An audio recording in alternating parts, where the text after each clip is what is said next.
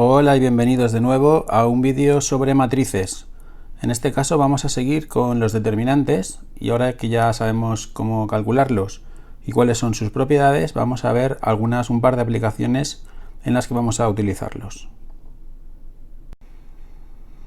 En primer lugar, los determinantes nos van a servir para calcular la matriz inversa. Anteriormente hemos visto dos métodos para calcular esta matriz inversa. En primer lugar era plantear un sistema de ecuaciones y en segundo lugar era el método de Gauss-Jordan, en el que había muchos pasos, muchas operaciones. Vamos a calcular habitualmente la matriz inversa mediante esta expresión de aquí. La inversa de una matriz la podemos calcular como un número, un escalar que es 1 partido el determinante de la matriz en cuestión y luego multiplicamos por la traspuesta de una matriz. Y esa matriz es la matriz de los adjuntos de A. Vamos a verlo con un ejemplo. Dada esta matriz A 3 por 3, vamos a aplicar la expresión anterior para calcular su matriz inversa.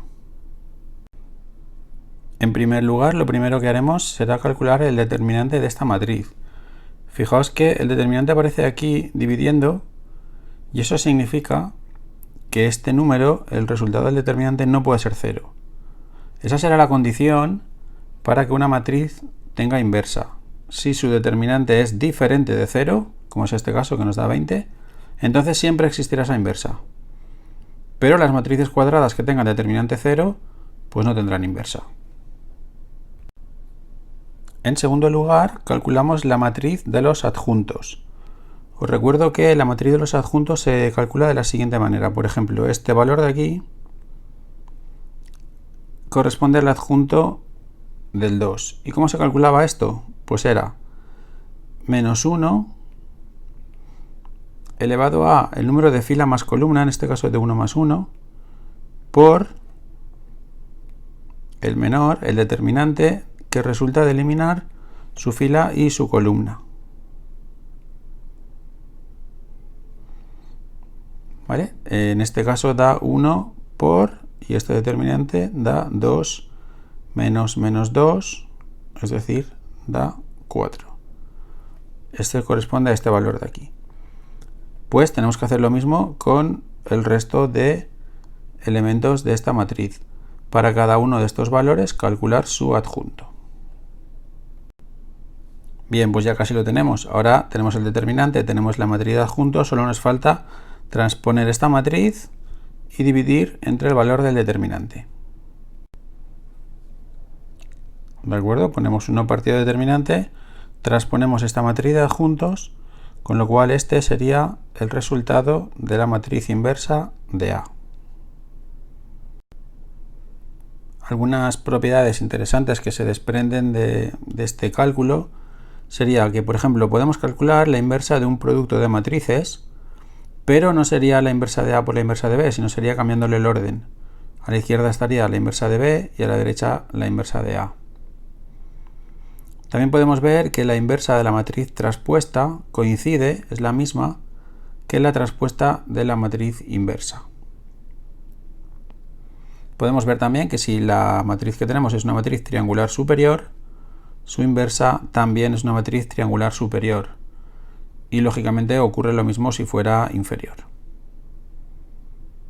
Y si la matriz que tenemos es una matriz diagonal, en el caso de que exista, su inversa también sería una matriz diagonal.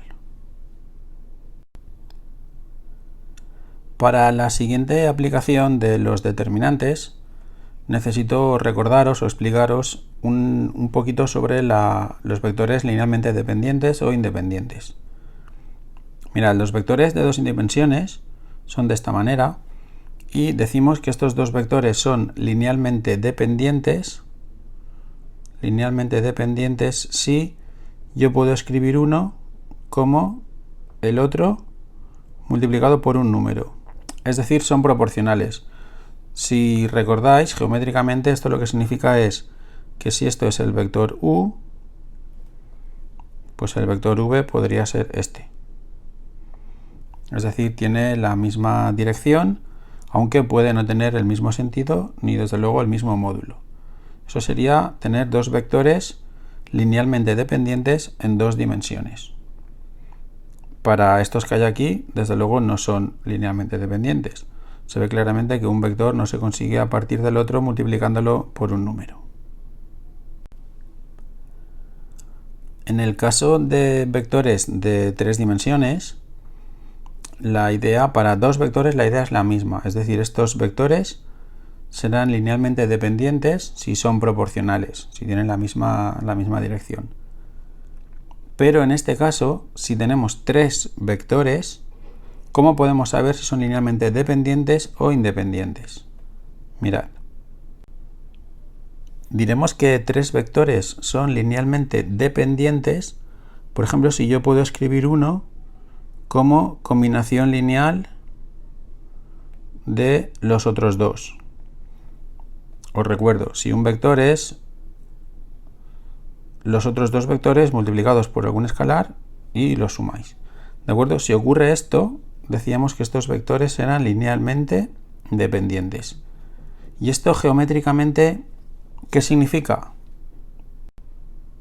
Pues vamos a verlo gráficamente. Mirad, estos dos vectores que hemos puesto 2, 1, 0 y 1, menos 1, 1 serían estos dos que aparecen aquí en negro, representados en el espacio, que es donde pertenecen los vectores con tres componentes. Vale, pues las combinaciones lineales de ellos serán todos los vectores que pertenezcan a este plano. Es decir, son todos los vectores que se pueden conseguir a partir de multiplicar uno de ellos por un número, multiplicar el otro por un número y sumar. Entonces, gráficamente parece bastante sencillo darnos cuenta cuando un vector es combinación lineal de otros o cuando no lo es. El problema es si no lo tenemos dibujado gráficamente, es decir, si tengo la expresión de los tres vectores, cuando darme cuenta si son linealmente dependientes o independientes. Por ejemplo, estos tres vectores de aquí. Sin tenerlos dibujados, ¿de qué manera puedo estar seguro de que estos tres vectores son linealmente dependientes o independientes? O como hemos dicho antes, ¿cómo puedo estar seguro de si este vector W está o no está en el plano que definen estos dos? Pues lo vamos a hacer ayudándonos de los determinantes. Vamos a definir el rango de una matriz como el número de filas o columnas linealmente independiente que tenga esa matriz. Por ejemplo, en los vectores anteriores, yo lo que podría hacer es construir una matriz de forma que estos vectores fueran, por ejemplo, sus columnas. Sería totalmente análogo si los pusiera por filas. ¿De acuerdo? Sería la matriz traspuesta de esta. Bien, pues el rango, como decía, es, dada esta matriz, el número de filas o de columnas linealmente independiente. De forma que, si aquí me aparece que el rango es igual a 3, significa que este vector no es una combinación lineal de los anteriores. Por tanto, no está en el plano aquel que salía dibujado anteriormente. Si el rango fuera 2, significa que este vector sería linealmente dependiente de los anteriores. Es una combinación lineal de estos. Y por tanto sí que estaría dibujado en ese plano. Vamos a ver cómo calculamos entonces el rango de la matriz. Bien, pues calcular el rango de esta matriz implica calcular el determinante de la mayor submatriz que podamos, de manera que ese determinante sea no nulo. ¿Vale? Aquí podemos seguir diferentes estrategias. Por ejemplo, podemos empezar con un elemento que no sea nulo, el 1. El elemento A11 es mayor que 0. Con esto voy a decir ya que el rango por lo menos es 1. Amplío con una fila y una columna, por ejemplo, esto. Esta submatriz de aquí tiene determinante menos 1, que no es 0. Por tanto diré que el rango de mi matriz por lo menos es 2. ya que he encontrado una submatriz 2×2 cuyo determinante no es 0. Vuelvo a ampliar y ahora calculo el determinante de esta matriz.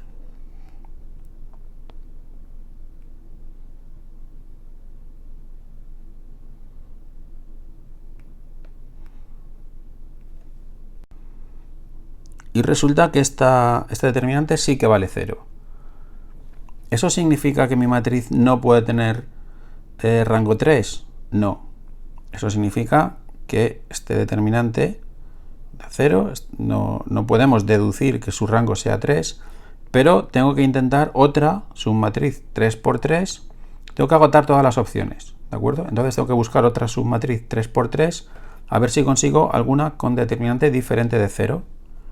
¿Vale? Pues entonces quito esta y lo voy a ampliar de la siguiente manera. Sí que es conveniente apoyarnos aquí en la 2×2 que teníamos. Así no me gusta. Así. Y ahora, en vez de ampliarla con esta columna y esta fila, lo que voy a hacer es ampliarla con esta columna y esta fila.